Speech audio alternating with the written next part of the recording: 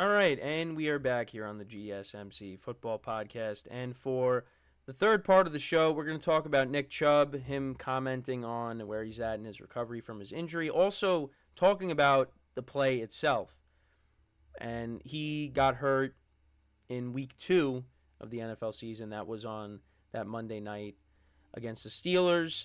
So let's get into the discussion here. So this is what Nick Chubb had to say. I'm getting better and better, or I'm getting better every day, taking it day by day, getting better. Yeah, just right now, trying to get stronger. I like where I'm at. I'm where I need to be. I would say that. The biggest thing for me is getting better every day.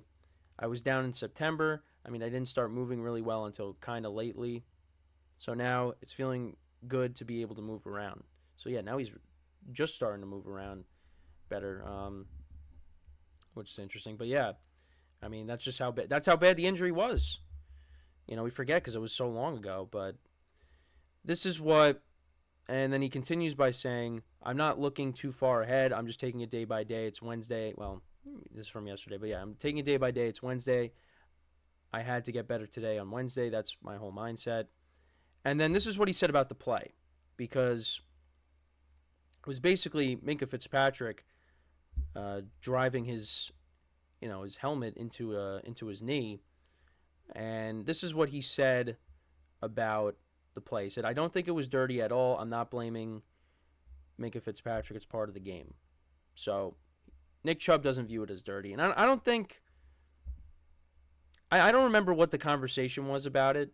Was there really a strong opinion on whether it was dirty or not?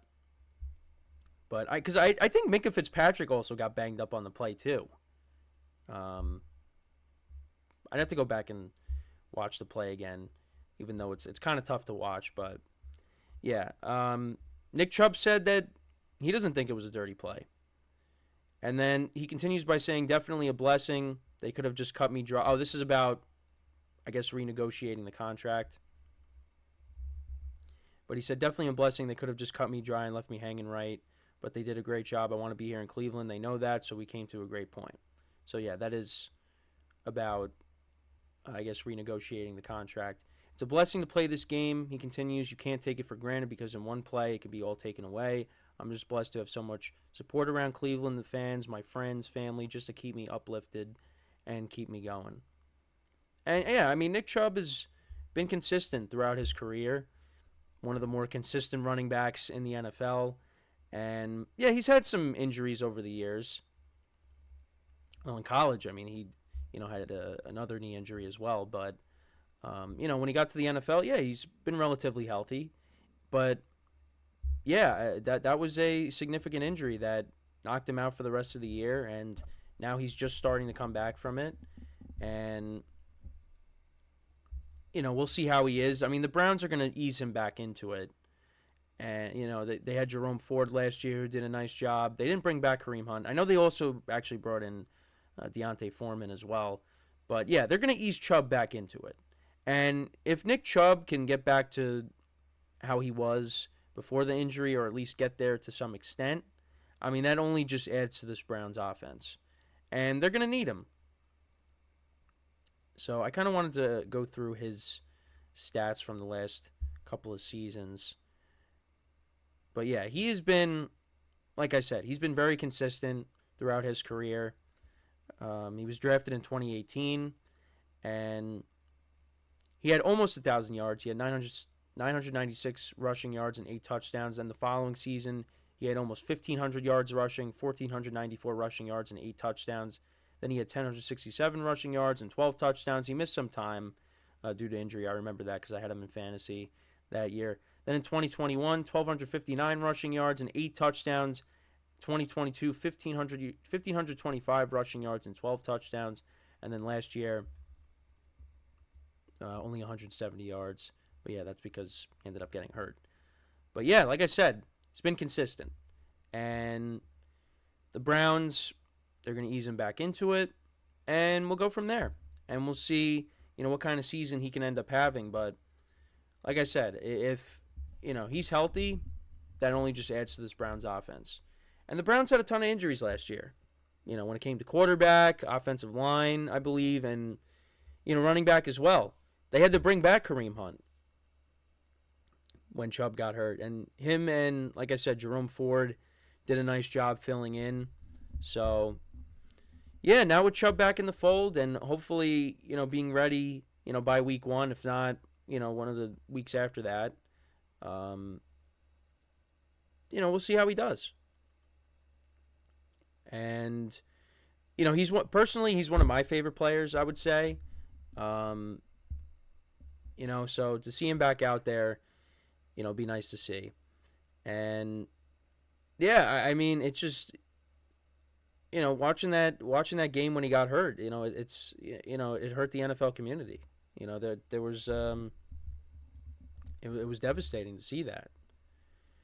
And especially after the previous week where you had Aaron Rodgers going down, and then the following week you got Nick Chubb. It's just in general, there were a lot of injuries last year.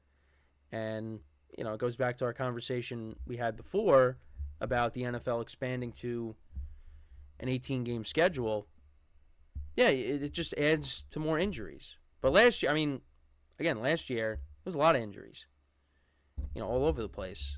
So, yeah, there's a lot of guys that are going to be up for Comeback Player of the Year. Nick Chubb is going to be in that conversation, if he goes out there and has a great year. And, some of the quarterbacks that got hurt as well. I think it's more likely that a quarterback's going to win, but you never know.